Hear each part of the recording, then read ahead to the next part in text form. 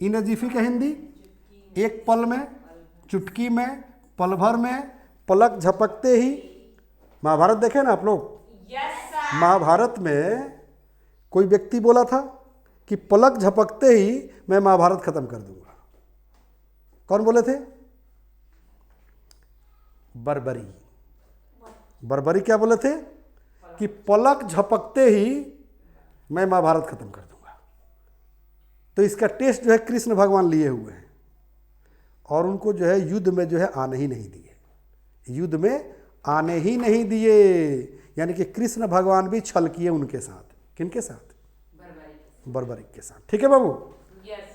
तो अगर हिंदी बोलचाल में अगर आप बोलते हो कि मैं इस काम को, ठीक है ना, एक पल में कर दूंगा या चुटकी में कर दूंगा या पल भर में कर दूंगा या जल्द ही कर दूंगा या पलक झपकते ही कर दूंगा, ठीक है?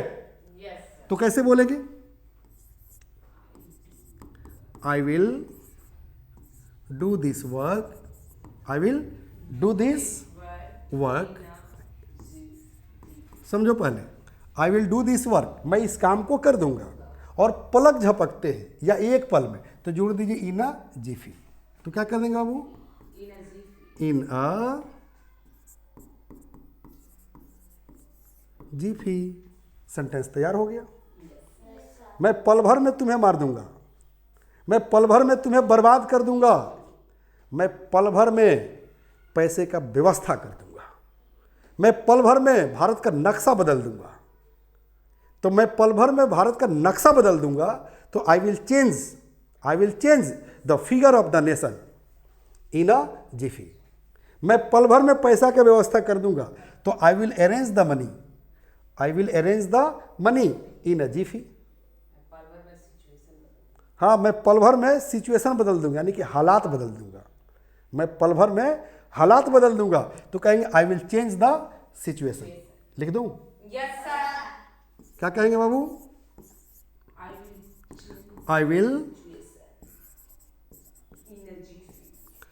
चेंज द, हाँ, सिचुएशन इन अ जिफी। हाँ, I will kill you in a jiffy. ठीक है?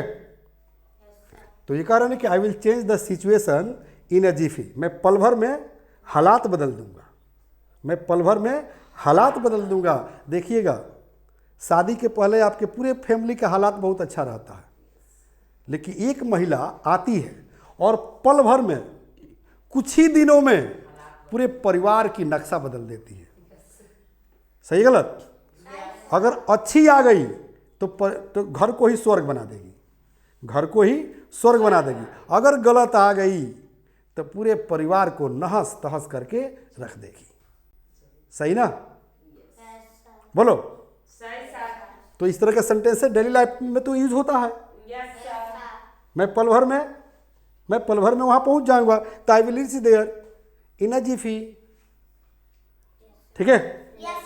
तो पल भर में, पलक झपकते ही, चुटकी में, ना कहता है चुटकी बजाते ही मैं तुम्हारा काम कर दूंगा, चुटकी बजाते ही मैं तुम्हारा काम कर दूंगा। तो I will do your work, I will do your work in a jiffy. मैं पल भर में पैसा का व्यवस्था कर दूंगा, I will arrange the money in a jiffy. Okay, do understand? समझ में आ गई? ठीक है? देखो, आशिकों वाली एक लाइन है कि तूने चाहा ही नहीं वरना हालात बदल सकते थे, कि तूने चाहा ही नहीं वरना हालात बदल सकते थे। तेरे आंखों के आंसू मेरे आंखों से निकल सकते थे, मैं तो खड़ा ही रहा झील की तरह, दरिया बनते तो बहुत दूर तक निकल सकते थे, बहुत दूर तक निकल सकते थे। ठीक है बाबू? आप किसी के लिए 99 काम अच्छा कीजिए, 99% काम अच्छा कीजिए, एक गलत कर दीजिएगा, बर्बाद। ठीक है बाबू? चलो, तो इस तरह के सेंटेंसेज आप लोग बोल सकते हैं, बना सकते हैं। डेली लाइफ पे यूज भी होता है। होता है ना? जैसे अभी एप्स्टीन फाइल खुला हुआ है, एप्स्टीन फाइल खुला है ना, तो देख रहे हैं ना, पल भर में मतलब चुटकी में, पल भर में। सबका नक्शा बदल गया है ना।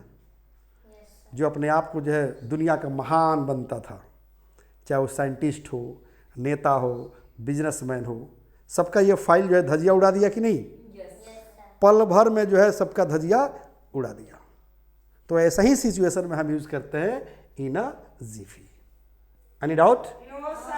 क्लास जो है क्या कौन सा है बाबू? हाँ, क्लास है बाबू हम लोग का जनरल। आप स्ट्रक्चर कहिए या जनरल क्लास कहिए, क्योंकि स्ट्रक्चर का मतलब होता है बाबू बनावट। तो वाक्य क्या बनावट हम सीख रहे हैं कि कैसे वाक्य को बनाएंगे जो हम डेली लाइफ में यूज करते हैं। ठीक है, अब देखो ये मुंह ऐसे करिए, ऐसे करिए, ठीक है।